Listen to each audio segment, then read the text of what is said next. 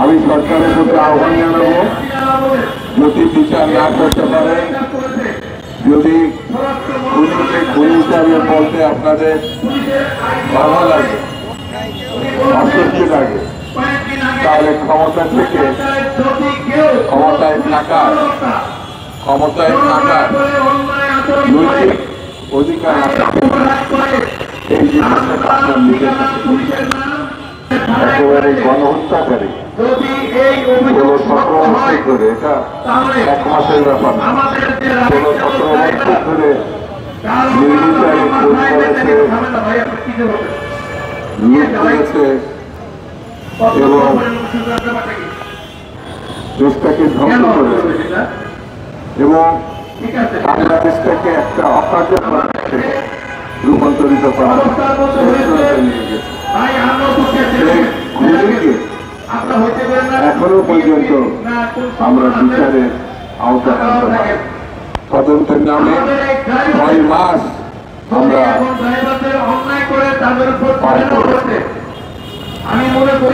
আমি সরকারের প্রতি আহ্বান জানাবো, যদি বিচার না করতে পারে, যদি খুনিকে খুনি হিসাবে বলতে আপনাদের ভালো লাগে, অস্বস্তি লাগে, তাহলে ক্ষমতা থেকে ক্ষমতায় থাকার নৈতিক অধিকার আছে, এই জিনিসটা আপনার নিজের এত ভয়ঙ্কর একটা সরকার ছিল বাংলাদেশে, যে সরকার পার্লামেন্টকে ধ্বংস করত, নির্বাচন ব্যবস্থাকে ধ্বংস করত, শুধু কোন বাংলাদেশকে একটা শ্মশানের রূপান্তরিত করেছে,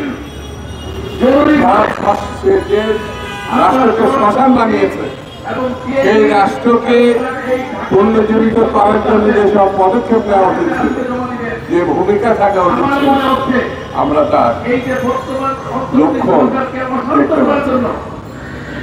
বন্ধুরা, আমি এই ঘটনার তীব্র নিন্দা জানাচ্ছি এবং অনতি বিলম্বে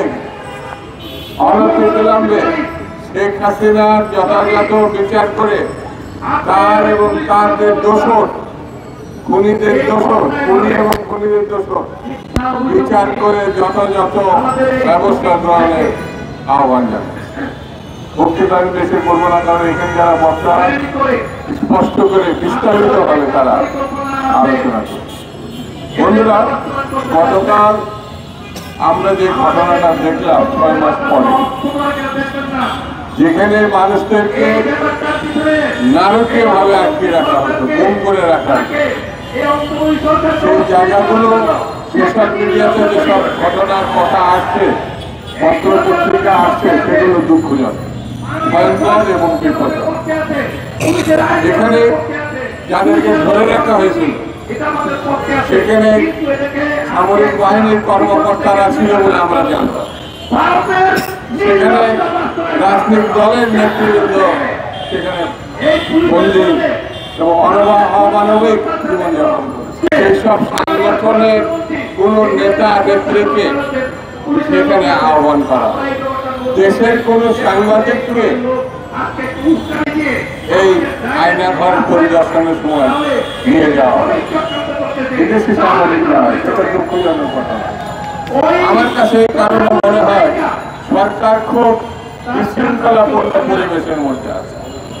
কখন কোনটা করতে হবে, কিভাবে করতে হবে, সেটা সে বুঝতে পারে। কথায় কথায় সংস্কার, কোন জায়গায় সংস্কার, কিসের সংস্কার, এটা দৃশ্যমান না। সেই জন্য এই সরকারের ইতিমধ্যেই নানান প্রশ্নের মুখোমুখি হয়েছে জাতির কাছে। আমার কাছে মনে হয় এই সরকার খুবই সরল, আর না হলে ধুরন্ধর, দুটোর একটি হয়। এই সরকার তার নিজেরাই প্রস্তাবিত করেছে, নিজেরাই রাজনৈতিক দল গঠনের জন্য এই প্রধান উপদেষ্টার পাশে উপদেষ্টা হিসেবে যারা আছে তারা কাজ করেছে এবং পত্র পত্রিকা আসছে, এদের মধ্য দিয়ে কেউ না কেউ ওই রাজনৈতিক দল নেতৃত্বের আসনে বসবে। যদি তাই বসে, তাহলে সরকারের উচিত হচ্ছে তার নিরপেক্ষতা হারানোর কথা বলে পদত্যাগ করে একটি কেয়ারটেকার সরকারের হাতে ক্ষমতা হস্তান্তর করে। দেশে দেশে সবার সাথে দ্য নিউজ।